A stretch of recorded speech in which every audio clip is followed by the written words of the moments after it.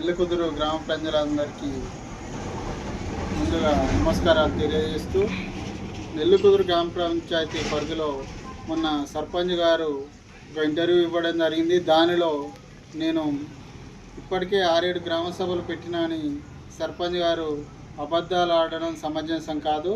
మాకు తెలిసినంత వరకు కేవలం 1-2 గ్రామ సభలే జరిగినాయి. మరి మిగతా గ్రామ సభలు నిర్వహిస్తే ఎక్కడ నిర్వహించారు, ఎంతమంది పాల్గొన్నారు, మరి ఎందుకు సమాచారం ఇవ్వడం లేదని భారతీయ జనతా పార్టీ తరఫున ప్రశ్నించడం జరుగుతుంది. అదేవిధంగా ఆయన గారు గెలిచి 7 నెలలు గడుస్తున్నప్పటికీ కనీసం ఒక్కసారి శానిటైజేషన్ చేయలేదు, ఒక్కసారి దోమల మందు స్ప్రే చేయలేదు.